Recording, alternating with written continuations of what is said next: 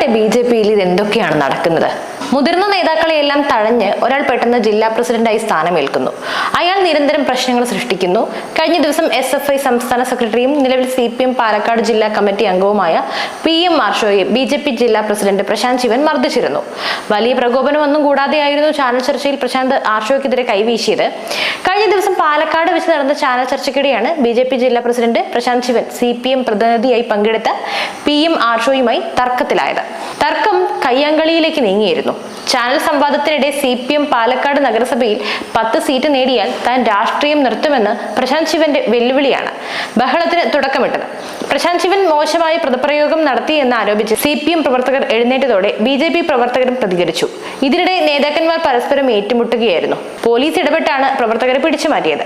യാഥാർത്ഥ്യം പരിശോധിച്ചാൽ സംഘപരിവാർ പിന്തുടരുന്ന ജനാധിപത്യ വിരുദ്ധതയുടെയും അസഹിഷ്ണുതയുടെയും പ്രതിഫലനമാണ് പാലക്കാട് നഗരസഭയിലെ ജനങ്ങളുടെ അടിസ്ഥാന പ്രശ്നങ്ങൾ പരിഹരിക്കുന്നതിൽ പരാജയപ്പെട്ട നേതൃത്വം നൽകുന്ന നഗരസഭാ ഭരണത്തിനെതിരെ ജനങ്ങളുടെ പരാതികൾ ചർച്ച ചെയ്യവേ വെല്ലുവിളികളും ആക്ഷേപങ്ങളും ഉയർത്തി ഒരു ചർച്ചയിൽ കാണിക്കേണ്ട സാമാന്യമായ മര്യാദ പോലും കാണിക്കാതെ ഗുണ്ടായിസം കാണിക്കുകയാണ് പ്രശാന്ത് ശിവൻ ചെയ്തത് എന്നാണ് ഒരു കൂട്ടം പറയുന്നത്. പ്രശാന്ത് ശിവന്റെ പെരുമാറ്റത്തിലൂടെ RSSന് കൂടുതൽ സ്വാധീനം ഉണ്ടായാൽ സംഭവിക്കാവുന്ന അപകടത്തിന്റെ സൂചനയാണ് കാണിക്കുന്നത് എന്നും പറയുന്നു. അസഹിഷ്ണുതയുടെയും ആക്രമണത്തിന്റെയും ആശയധാര പേറുന്ന വർഗീയ ശക്തികൾക്കെതിരെ നിരന്തരമായ നിലപാട് സ്വീകരിക്കുന്ന ഇടതുപക്ഷത്തെ ആക്രമിച്ച് അഭിപ്രായങ്ങളെ ഇല്ലാതാക്കാമെന്ന് കരുതുന്ന ഇത്തരം ജനാധിപത്യ വിരുദ്ധരായ സംഘപരിവാർ നേതൃത്വത്തെ ജനം തിരിച്ചറിയും. അല്ലെങ്കിൽ തന്നെ BJP-യിൽ തന്നെ ഒരു വിഭാഗത്തിന് പ്രശാന്ത് ശിവന്റെ പ്രവർത്തികളോട് അത്ര യോജിപ്പില്ല. മുതിർന്ന നേതാക്കൾ ഉൾപ്പെടെ പ്രശാന്തിന്റെ നേതൃത്വത്തോട് വലിയ എതിർപ്പുണ്ട്. കഴിഞ്ഞ 2 വട്ടവും പാലക്കാട് നഗരസഭയുടെ അധ്യക്ഷ സ്ഥാനത്തെത്തിയ ആളാണ് പ്രമീള ശശിധരൻ. BJP അധികാരത്തിലെത്തിയപ്പോൾ ആദ്യം ചെയർപേഴ്സൺ സ്ഥാനം ഏറ്റെടുത്ത പ്രമീളയെ പുതുമുഖത്തിന് അവസരം നൽകാനെന്ന പേരിൽ 2ാം വട്ടം മാറ്റി നിർത്തിയിരുന്നു. പകരം ചുമതലയിലെത്തിയ പ്രിയ അജയൻ ഒഴിഞ്ഞതോടെയാണ് പ്രമീളയ്ക്ക് തന്നെ 2ാം വട്ടവും നറുക്ക് വീണത്. ഇക്കുറി മത്സരരംഗത്തുണ്ടാകുമോ എന്ന ചോദ്യത്തോട് അത് പാർട്ടി തീരുമാനിക്കട്ടെ എന്നാണ് പ്രമീളയുടെ മറുപടി. പ്രമീള ഉൾപ്പെടെയുള്ളവർ പ്രശാന്ത് ശിവനെതിരെ പലയാവർത്തി രംഗത്ത് വന്നിട്ടുണ്ട്. നിലവിൽ വൈസ് ചെയർമാൻ സ്ഥാനം വഹിക്കുന്ന കൃഷ്ണദാസിന്റെ പേരും ചർച്ചകളിൽ ഉയരുന്നുണ്ട്. കൃഷ്ണദാസ് മത്സരത്തിന് ഉണ്ടോ എന്നതിൽ വ്യക്തത വരുന്നേയുള്ളൂ. പാർട്ടി ചുമതലകളിൽ ശ്രദ്ധ കേന്ദ്രീകരിക്കുമെന്ന് വാർത്തകൾ ഉയരുന്നുണ്ടെങ്കിലും കൃഷ്ണദാസ് മത്സരിക്കണമെന്നാണ് ഇദ്ദേഹത്തെ അനുകൂലിക്കുന്നവരുടെ നിലപാട്. കൃഷ്ണദാസിനും പ്രശാന്ത് ശിവനോട് എതിരഭിപ്രായം തന്നെയാണ്.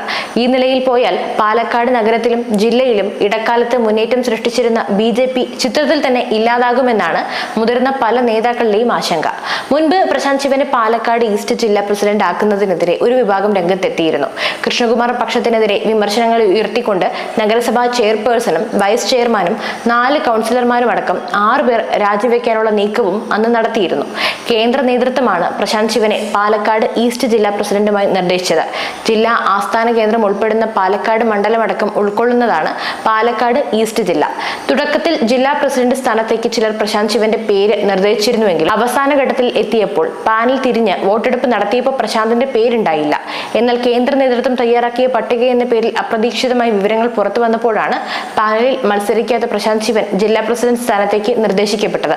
ഇതുപ്രകാരം പ്രശാന്ത് ശിവൻ നാമനിർദ്ദേശം നൽകുകയായിരുന്നു. യുവമോർച്ചയിലെ പ്രവർത്തനങ്ങളും യുവാവ് എന്ന പരിഗണനയുമാവാം പ്രശാന്ത് ശിവനെ തിരഞ്ഞെടുക്കുന്നതിൽ കാരണമെന്നാണ് ഒരു വിഭാഗം പറഞ്ഞിരുന്നത്. എന്നാൽ ചില നേതാക്കളുടെ ഇഷ്ടക്കാരനായതുകൊണ്ട് അതുതന്നെയാണ് പ്രശാന്ത് ജില്ലാ പ്രസിഡന്റ് സ്ഥാനത്തേക്ക് എത്തിയത് എന്നാണ് മറ്റൊരു വിഭാഗത്തിന് പറയാനുള്ളത്.